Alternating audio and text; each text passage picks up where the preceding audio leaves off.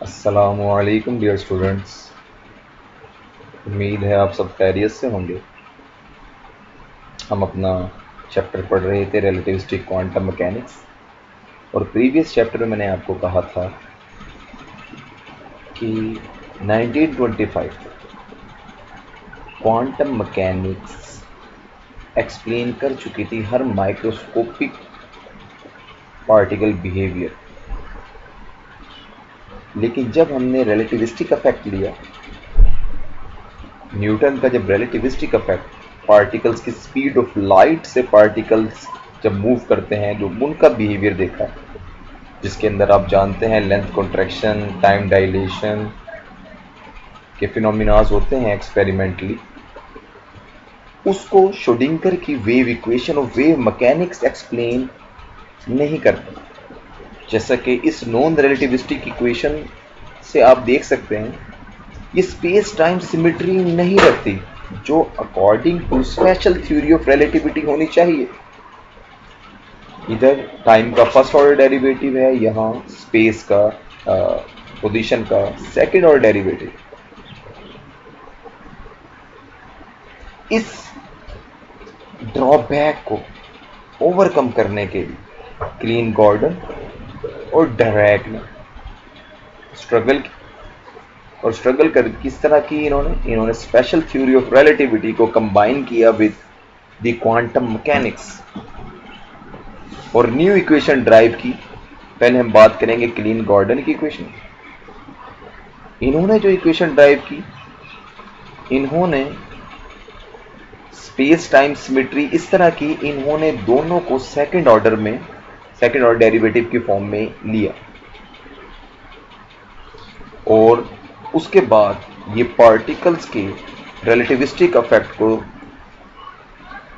देखने में कामयाब हुए और उसकी थ्योरी एक्सपेरिमेंट से सेटिस्फाई हुई। लेकिन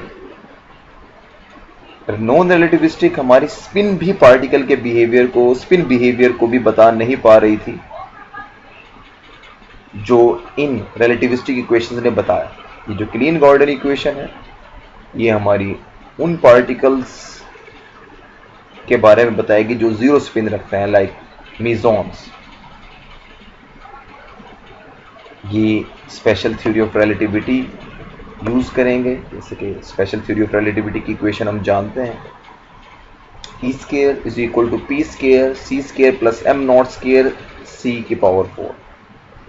ये आपका पोर्शन काइनेटिक एनर्जी को शो करता है, that is the rest mass energy.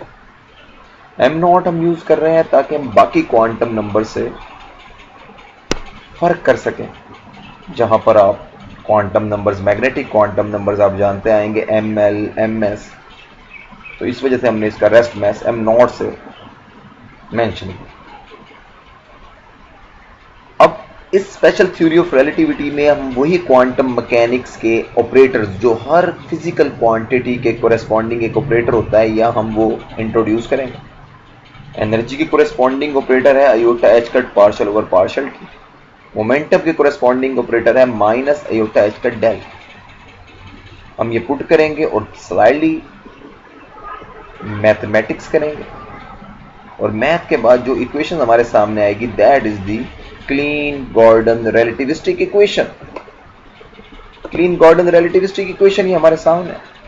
इसमें आप देख रहे हैं आपकी स्पेस टाइम सिमेट्री है, पोजीशन का डेरिवेटिव भी सेकंड ऑर्डर है और टाइम का डेरिवेटिव भी सेकंड ऑर्डर।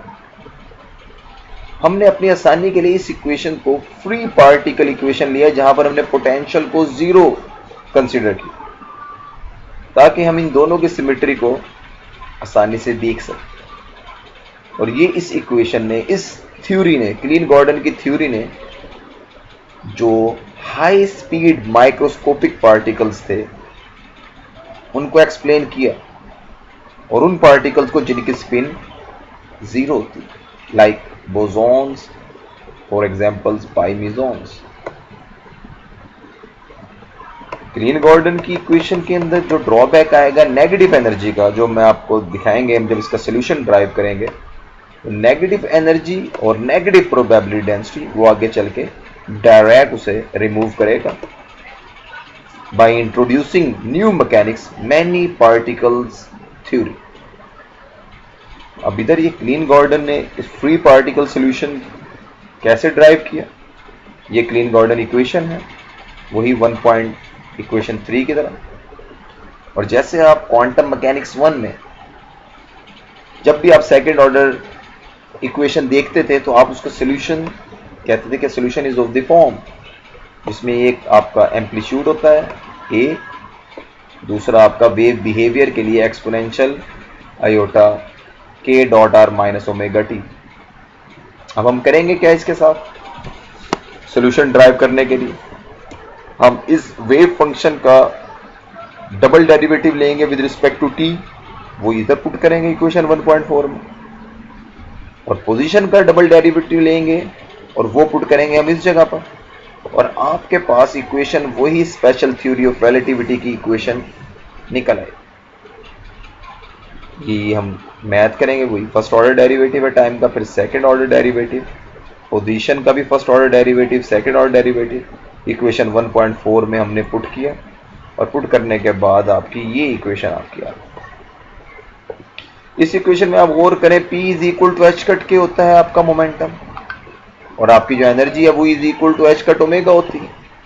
ये हम पुट करेंगे तो हमारे पास एनर्जी जो है वो निकल आएगी, जो दो वैल्यूज रखती है, एक पॉजिटिव एनर्जी भी और नेगेटिव एनर्जी।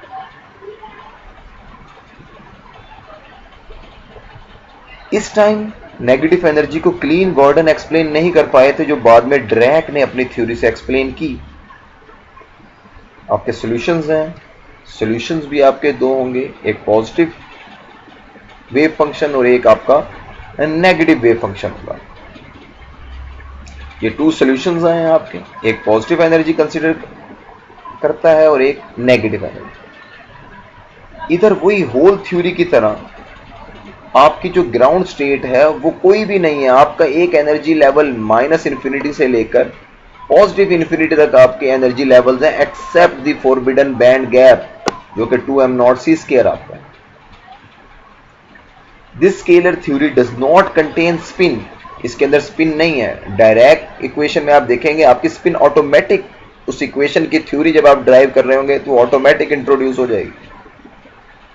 ये इसके अंदर स्पिन मौजूद नहीं है, और ये इस वजह से हम कहते हैं कि ये ठीक है रिलेटिविस्टिक इफेक्ट्स को डिस्क्राइब कर रही है, लेकिन साथ ही उन पार्टिकल्स को डिस्क्राइब कर रही है जिनकी स्पिन आपकी जीरो है। और इसको इनिशियली रिजेक्ट किया गया था क्योंकि हमें उस वक्त जरूरत थी, हम इक्वेशन जो ड्राइव करना चाहते थे वो इलेक्ट्रॉन्स के लिए, और हमें पता है एक्सपेरिमेंट से इलेक्ट्रॉन की स्पिन तो हमारे सामने आ गई थी कि स्पिन की कोई ना कोई वैल्यू है, हाफ इंटीग्रल स्पिन। लेकिन यहां पर जो हमें स्पिन मिली वो स्पिन आपकी इस पूरी इक्वेशन में कहीं भी स्पिन आपकी मौजूद नहीं। इस क्लीन गॉर्डन इक्वेशन के जो ड्रॉबैक्स हैं वो भी हम देखेंगे, और इसकी जो प्रॉपर्टी है वो भी हम अपने नेक्स्ट लेक्चर के अंदर विजिट करेंगे।